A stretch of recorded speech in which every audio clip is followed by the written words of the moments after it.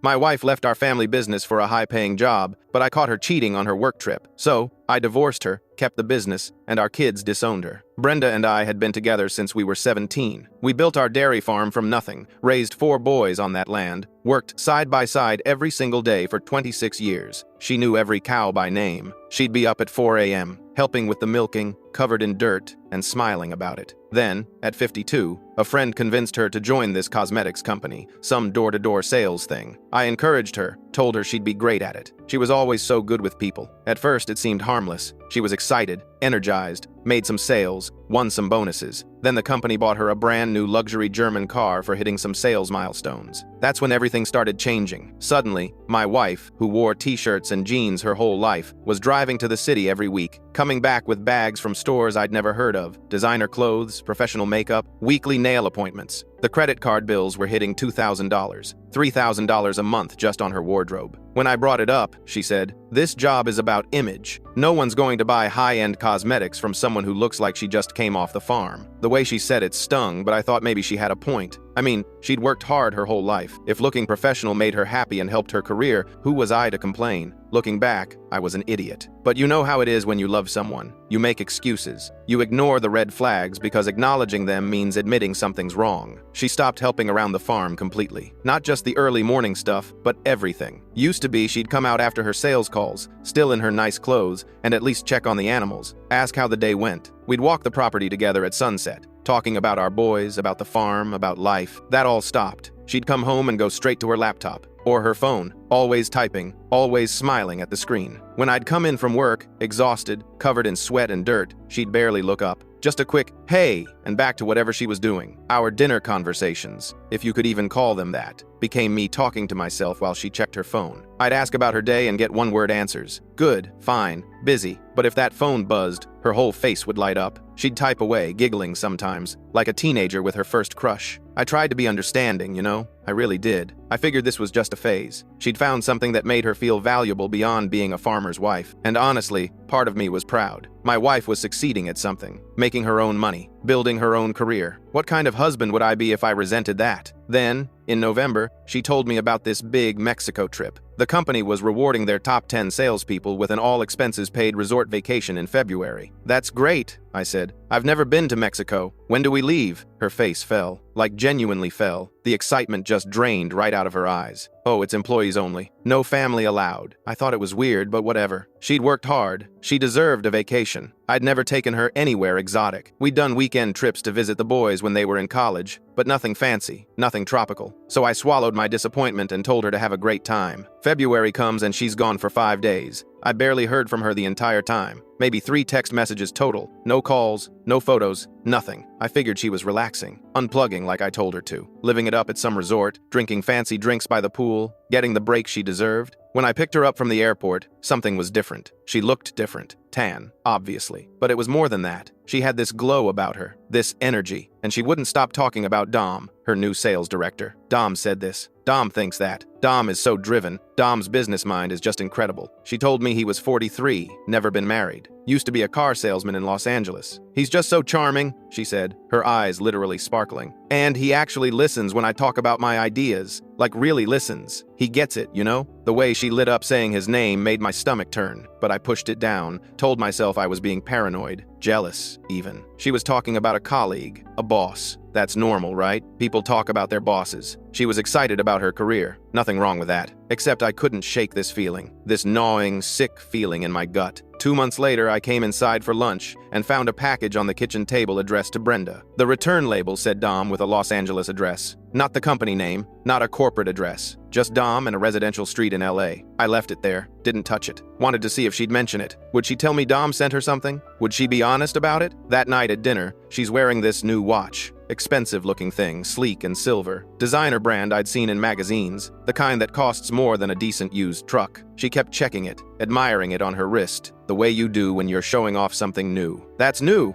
I said, trying to keep my voice casual. "When'd you get that?" "Oh, it came today," she said, not even looking at me, just kept staring at that watch. turning her wrist back and forth. It's from the company, just a thank you gift for all my hard work. Anyone in particular send it? I asked. Nope, just the corporate office. You know, standard stuff. They send these out to top performers. I knew she was lying. Right there, right to my face. That package had Dom's personal address on it. No company letterhead, no corporate branding, no invoice or receipt or anything official. He'd sent it to our house personally, to the home we'd built together, to the address where we raised our 4 sons, and she lied about it. That night in bed, I couldn't take it anymore. I just lay there, staring at the ceiling, listening to her breathe beside me. This woman I'd known since I was 17 years old. This woman I'd built a whole life with, and I didn't recognize her anymore. Brenda, I said into the darkness. I saw the package today, the one from Dom. She went completely still, didn't even breathe for a second. Want to tell me what's really going on? The silence lasted forever. I could hear the clock ticking on the nightstand, could hear my own heartbeat pounding in my ears. Then she started crying, not just tears, but full-on sobbing, the kind of crying that shakes your whole body, and she told me everything. It started in Mexico. They'd gotten drunk at the poolside bar. The company dinner ran late. Everyone was drinking, celebrating. She said she didn't mean for it to happen, said it just did. One thing led to another. They ended up in his hotel room. And then it just kept happening. Every time she traveled for work, every regional conference, every training seminar, hotel rooms in different cities, different states. 6 months of lies. 6 months of her telling me she loved me while sleeping with another man. 6 months of me working the farm alone, waiting for her to come home, missing her while she was with him. I got out of bed, didn't say a word, just got up and went to the guest room, shut the door, locked it, and lay there in the dark, feeling like my whole world had just collapsed. By morning, I'd already called a lawyer. Our 4 sons found out within a week. I didn't want to tell them, didn't want them to know their mother had done this. But my youngest, Jake, he's always been sharp, noticed things. He saw how I was acting, saw his mother trying to talk to me, and me walking away. He cornered me in the barn one morning and demanded to know what was going on. So I told him, and he told his brothers. My youngest did a deep search on Dom, found his social media profiles that Brenda never knew existed. You know how these guys are. They're so confident, so cocky. They don't even try to hide things properly. They think they're untouchable. Dom had a wife of 15 years and 3 teenage daughters living in Los Angeles. He wasn't some divorced bachelor climbing the corporate ladder. He was a married man running the same con on multiple women across multiple states. Probably had a different woman in every region he managed. I showed Brenda the photos that evening. She was in the kitchen, trying to make dinner like nothing had happened, like our marriage wasn't falling apart, like she could just cook a nice meal and everything would go back to normal. I pulled out my phone and showed her Dom's wife, Dom's daughters, their family photos from Christmas, their vacation pictures, their whole life together, plastered all over social media for anyone to see. She collapsed, like her legs just gave out, dropped right to the kitchen floor, hyperventilating, whispering no over and over again. No, no, no, no, no. Then her phone rang. Dom's wife was calling. I could see Brenda's hands shaking as she stared at the phone screen. The name unknown number flashed, but somehow we both knew exactly who it was. She looked up at me, terrified, like she was asking permission, or maybe asking me to save her. I didn't move, just stood there, watching her world crumble the way mine had crumbled. She answered, "Put it on, speaker." Her hands were shaking so badly I thought she might drop the phone. "Is this Brenda?" The voice was calm, too calm, the kind of calm that comes before a storm. "Yes," Brenda whispered. "This is Nicole, Dom's wife, well, soon-to-be ex-wife, I guess. We need to talk." I'll never forget the sound of Brenda's breathing in that moment. Short, panicked gasps, like she was drowning. "I know everything," Nicole continued. "And I mean everything. The Mexico trip, the hotels in Dallas, Phoenix, Seattle, the watch, the earrings, the designer purse he bought you in Miami. Should I keep going?" Brenda couldn't even speak, just sat there on the kitchen floor, tears streaming down her face. "Here's what's going to happen," Nicole said, her voice still eerily calm. "I'm going to destroy him, completely, and you're going to help me." I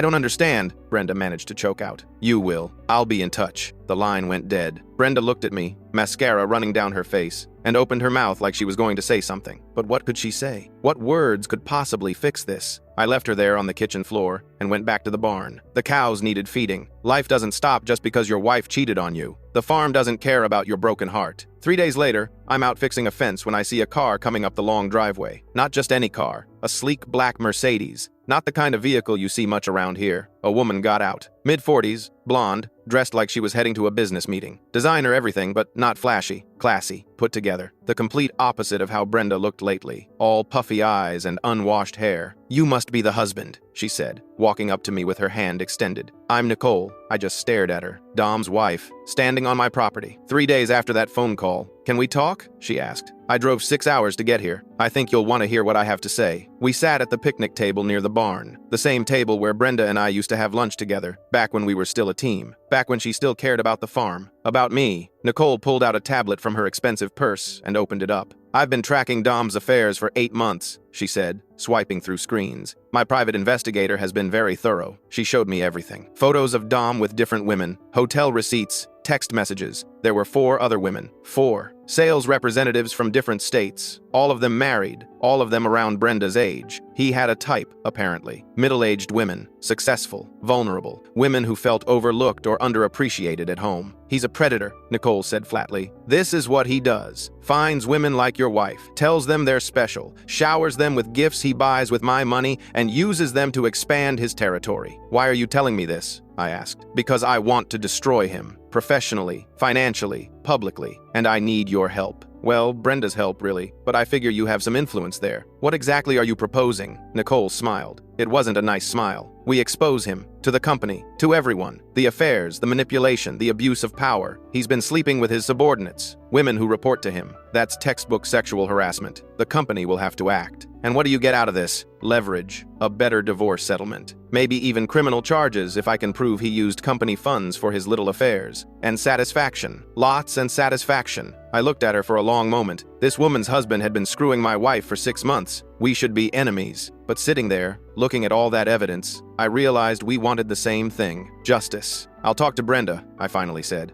Nicole nodded, closed her tablet, and stood up. "Good, because this is just the beginning. I have recordings, too." "Recordings?" She smiled again, that same cold smile. "From the company holiday party last month. Dom had a few too many drinks. Started bragging to his colleagues. Called your wife his farm wife conquest. Said some pretty disgusting things about her. About you." My hands clenched into fists. "I thought you might want to hear them," Nicole said. "Maybe play them for Brenda. Let her know exactly what he thinks of her." She left her number and drove away, leaving me standing there with my head spinning. Part of me wanted to just let it go, sign the divorce papers, split everything, and move on. But another part of me, the part that was hurt and angry and betrayed, wanted to watch them both burn. I found Brenda in the bedroom, staring out the window. She'd barely left that room in days. Our sons wouldn't even return her calls. "Dom's wife was here," I said. She turned around, eyes wide. "What did she want?" "To destroy him, and she wants you to help." I can't do that. I know I messed up, but she has recordings," I interrupted, "of Dom talking about you at the company party. Want to hear what he really thinks?" I pulled out my phone. Nicole had already sent me the files. I pressed play. Dom's voice filled the room, drunk and boisterous. "Yeah, man, this farm wife I've been seeing. Brenda. Dude, it's hilarious. She actually thinks I'm going to leave Nicole for her. Can you believe that shit?" Laughter in the background. "Nah, man. She's just territory. I needed someone in that region, and she's desperate enough to do whatever I say. Plus, she funnels me money. Stupid woman thinks she's investing in our future together." More laughter. "Her husband's a clueless country hick. Probably doesn't even know what year it is out there on that farm." I watched Brenda's face as she listened. Watched it go from shock to horror to something I can only describe as complete devastation. "He used you," I said quietly. "You weren't special to him. You were a conquest. A joke." She sank onto the bed, hands over her face. "Oh my God. Oh my God. Nicole has evidence of 3 other women, all married, all sales reps. You were just one of many, Brenda." She looked up at me, mascara streaking her face. "What do I do? You help us destroy him. You give Nicole everything, every text, every email, every receipt, and then you let me handle the divorce." That weekend, Nicole came back. This time, she brought files, folders and folders of evidence. We sat in the living room, me and Nicole on one side, Brenda on the other, and we went through everything. Nicole had been busy. She'd tracked down the other women, reached out to them. Some were cooperative, horrified to learn they weren't the only ones. Others were in denial, clinging to Dom's lies. But Nicole was persistent. By the time we finished that meeting, she had statements from 3 of the 4 women willing to come forward. "Now we need emails from the company server," Nicole said. "Dom's been using his work email to communicate with all of you. That's evidence of harassment, abuse of power. But I need one of you to file a formal HR complaint first." "I'll do it," Brenda said quietly. I looked at her, really looked at her. She looked so small, so defeated. This wasn't the woman I'd married. That woman had fire in her, confidence. This person was a shell. "Why?" I asked. "Why would you help her?" Brenda met my eyes. "Because you were right. He used me. He made me destroy everything for nothing. Our marriage, our family. The boys won't even talk to me. And for what? For a man who called me desperate, who laughed about me with his friends." Nicole pulled out another tablet. "Before you commit to this, you should know something else. Brenda, did Dom ever ask you for money?" Brenda looked confused. No, he bought me things, but look at this. Nicole slid the tablet across the coffee table. These are charges from your joint business account, the one you share with your husband. I leaned forward. My stomach dropped. $47,000. Withdrawn over 6 months. Small amounts at first. $500 here, $800 there, then bigger chunks, $3,000, $5,000, all labeled as business expenses in the accounting software. What the hell is this? I demanded. Brenda's face went white. I didn't. Look at the receipts, Nicole said calmly. She'd done her homework. She had copies of everything. Luxury hotels, jewelry stores, designer boutiques. The watch Dom gave Brenda, she'd paid for it. Or rather, our farm had paid for it. Every gift, every romantic dinner, every expensive hotel room. Brenda had been funding her own affair with our business money. You stole from us, I said, my voice barely above a whisper. You stole from our business. The business we built together. The business that feeds our family. I didn't know, Brenda whispered. He told me. He said it was for setting up the new distributorship. He said we were going to be partners. That I needed to invest in our future. He conned you, Nicole said. That's what he does. He finds successful women, makes them fall in love with him, then bleeds them dry. My credit cards? Maxed out. Our savings? Gone. I've been tracking where the money went. Gifts for his women, luxury trips, a new car he's hiding at his brother's house. He's been planning his exit for months. I stood up. I couldn't sit anymore. Couldn't breathe. $47,000? That was 6 months of income. That was repairs we'd been putting off, equipment we needed. That was our safety net. Gone. There's more, Nicole continued. I found receipts from a realtor in California. Dom and Brenda were planning to start a new distributorship together. In San Diego, he'd even put down a deposit on an office space. I looked at Brenda. You were going to leave, actually leave, move to California with him. She couldn't even deny it. Just sat there, tears streaming down her face. When? I demanded. When were you planning to tell me? Or were you just going to disappear one day? I don't know, she sobbed. I don't know what I was thinking, he said. He said we'd make so much money that I'd be able to send you money to help with the farm, that we'd still be friends, co-parents. He made it all sound so reasonable. Get out, I said. Please, get out of my house, right now. Nicole gathered her things. I'll be in touch about the HR complaint. Think about what you want to do, Brenda. You can help us destroy him, or you can go down with him. Your choice. After they left, I sat alone in the living room. The house felt different, empty, cold. This was supposed to be our forever home, the place where we'd grow old together, watch grandkids run through the yard. Instead, it was just me, alone. I called my lawyer the next morning, told him about the money, about the affair, about everything. He assured me I had grounds for an emergency asset freeze. Within 48 hours, I'd transferred all business assets solely to my name using a clause Brenda had forgotten about when we set up the LLC 20 years ago. She'd signed papers giving me sole control in case of emergency. At the time, it made sense. If something happened to her, I needed to be able to keep the farm running. We never thought it would be used like this. But here we were. Nicole called 3 days later. It's done. I sent the email. What email? The one exposing Dom. To everyone. The entire sales network, corporate leadership, board members. I attached evidence, photos, text messages, statements from the women, the works. Jesus Christ. It gets better. I also sent it to a few industry blogs. By tomorrow morning, everyone in the cosmetics business will know exactly who Dom really is. I should have felt satisfaction, victory, but I just felt tired, so incredibly tired. The response was fast. Within 48 hours, over 200 salespeople were demanding Dom's termination. 15 regional managers signed a petition. The company's social media was flooded with angry comments. Former employees came forward with their own stories. Apparently, Dom's predatory behavior went back years. The company had just been covering it up. By the end of the week, Dom was fired, lost his entire commission structure, worth over $300,000. The luxury car? Repossessed. The office in San Diego?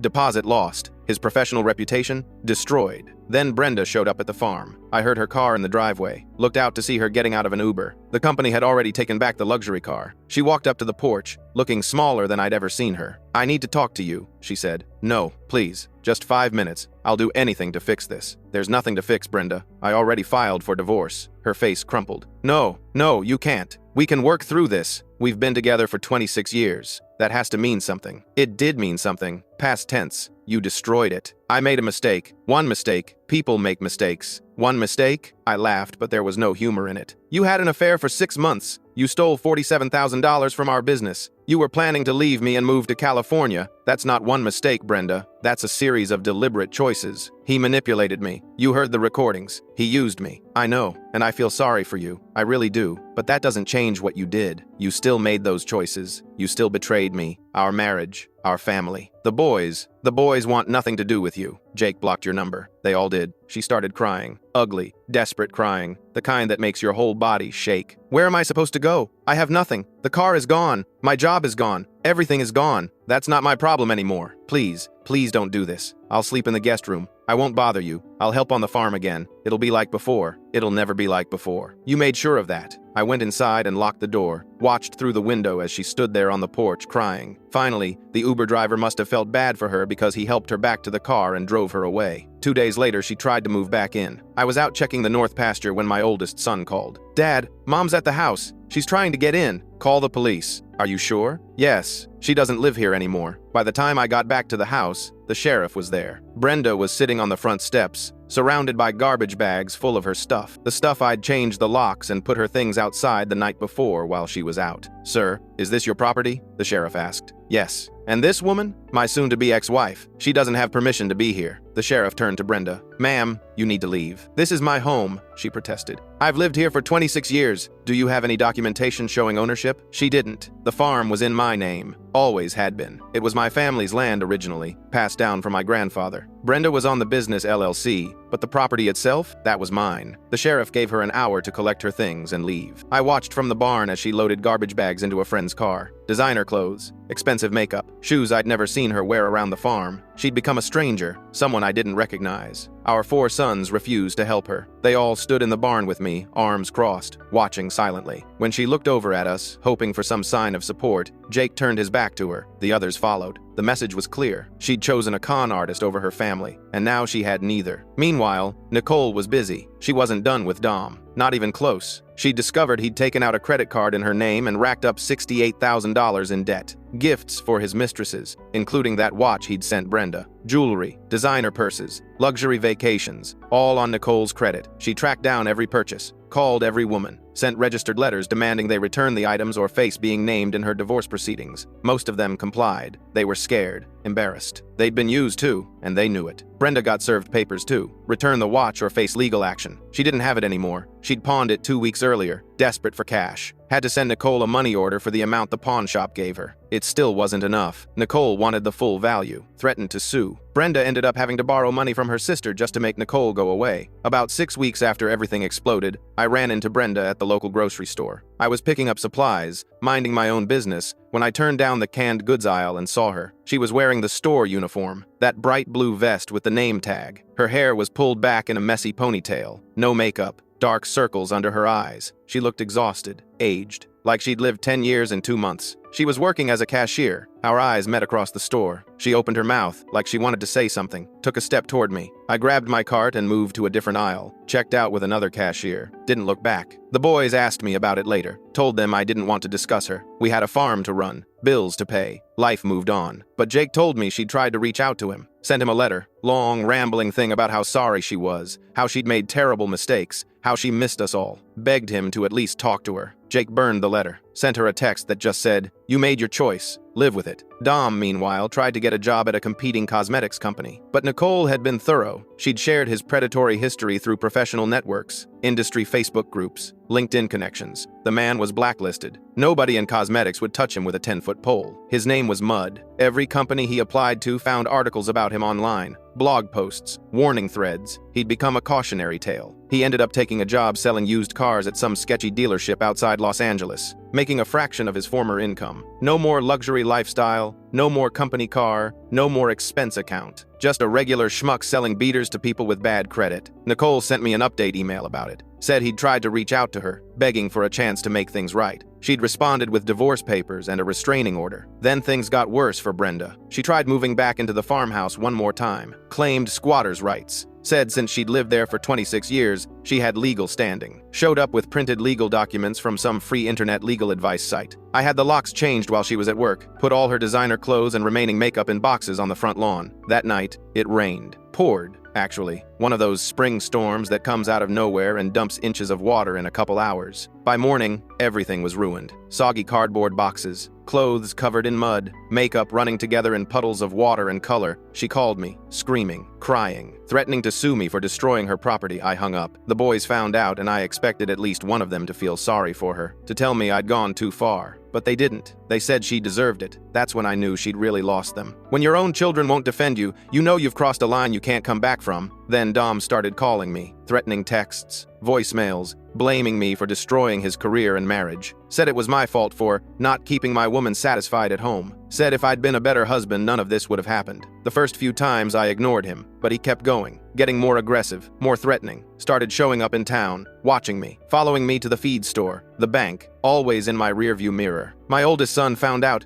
Jake. He's always been protective, hot-headed too. Got that from my side of the family. He tracked Dom down at a bar in the next town over, the kind of dive where Dom was apparently drowning his sorrows most nights. Jake walked right up to him, in front of everyone, and told him to leave me alone. Dom was drunk, made the mistake of laughing, said something about how my whole family was weak, how he'd enjoyed sleeping with my wife in my own bed. That last part wasn't even true, but he said it to get a rise out of Jake. It worked. Jake grabbed him by the shirt. Dom took a swing. Missed. Probably the alcohol. Jake didn't miss. One punch. Dom went down hard. Knocked over a table. Glasses everywhere. The whole bar saw it. About a dozen people pulled out their phones and recorded the whole thing. By the next morning, the video was all over the local Facebook groups. Dom, drunk and humiliated, getting knocked down by a farmer's son half his age. The comments were brutal. People cheering Jake on, calling Dom a homewrecker and worse. Someone even made it into a meme. Dom tried to press charges. The sheriff watched the video, saw Dom throw the first punch, and told him to get lost. Self-defense. Clear as day. That was the last time Dom bothered any of us. Brenda kept trying, though. She sent letters. Long, pathetic letters about how she'd made a mistake and deserved a second chance. How she was working at the grocery store making minimum wage. How she'd lost everything and needed help. The boys showed me the first couple letters. After that, I told them to stop. I didn't want to know. Didn't want to care. I burned every letter unopened. Watched them turn to ash in the fire pit out back. Same fire pit where we used to roast marshmallows with the boys when they were little. Where Brenda and I would sit on summer nights, talking about our dreams. I told the sons they were free to have a relationship with her if they wanted. She was still their mother, but they all said no. Jake was the most vocal about it. She chose a con artist over her own family, he said. Why would I waste my time on someone who didn't think we were worth staying for? The other three agreed. They'd text her on holidays, Mother's Day, her birthday, but that was it. No visits, no phone calls. Just obligatory happy birthday messages that she probably clung to like lifelines. Nicole discovered more during her divorce proceedings. Dom had not only maxed out credit cards in her name, but he'd also taken out a secret loan against their house. $150,000, forged her signature, used the money to fund his lifestyle and his affairs. She was livid, pressed charges for fraud, identity theft, forgery. The DA was interested. Apparently, they'd been building a case against Dom for wire fraud related to his sales practices. Nicole's evidence just added to the pile. Dom was looking at serious jail time. Nicole tracked down every purchase again, called women across 4 states. Some didn't even know they'd been part of his scheme, thought their relationships with him were legitimate, real. They were devastated to learn the truth. She sent demand letters. Return the items or pay the value. Most complied. The ones who didn't, she named in her divorce petition as co-conspirators in her husband's financial crimes. The judge wasn't happy about that, but it got their attention. Within weeks, packages started arriving at her lawyer's office. Jewelry, watches, designer purses, even a fur coat, all purchased with money that wasn't his. The watch Brenda had pawned, Nicole wanted full retail value, not what some pawn shop gave her. Brenda couldn't pay, didn't have the money. Nicole filed a separate civil suit. Brenda's parents found out. They called me. First time I'd talked to them since everything happened. They wanted to know if I'd reconsider the divorce. She's our daughter, Brenda's mom said on the phone.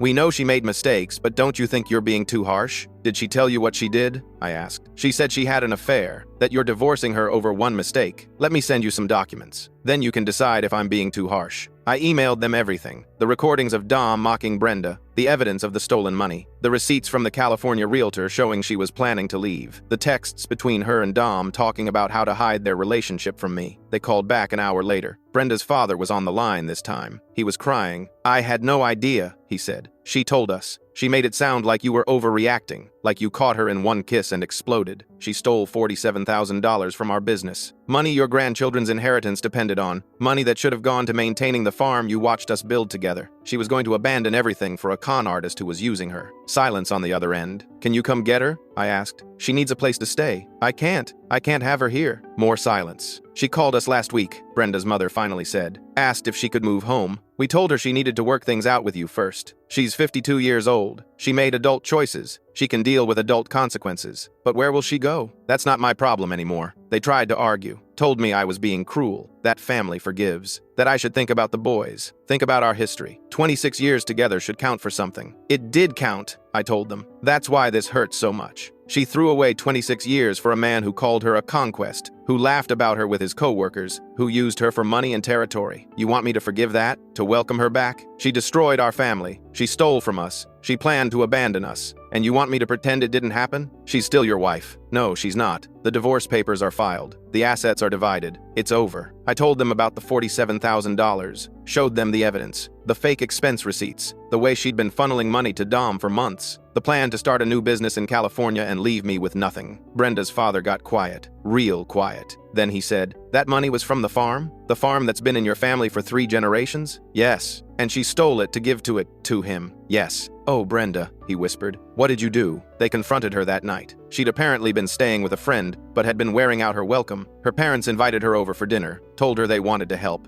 Brenda's mother called me the next morning. She was crying. "We can't take her in," she said. "We just can't." What she did. We had no idea it was this bad. She sat at our table and lied to us. Made you sound like the villain. Made herself sound like the victim. I know. We're ashamed of her. Our own daughter. And we're ashamed. I didn't know what to say to that. These were good people. They'd always been good to me. Helped us buy the farm. Helped raise the boys when things were tight. This had to be destroying them. We told her she can't come home, Brenda's father said in the background. Told her she made her choices and she has to live with them. What did she say? She said you turned us against her, that you poisoned everyone against her. She still doesn't get it. Still doesn't understand what she did wrong. That was the part that killed me. Even after everything, she still thought she was the victim. Still thought this was all some big misunderstanding that could be fixed with apologies and time. She didn't understand that some things can't be fixed. Some betrayals are too deep. Some lies too destructive. Make sure to click on the screen to watch another story.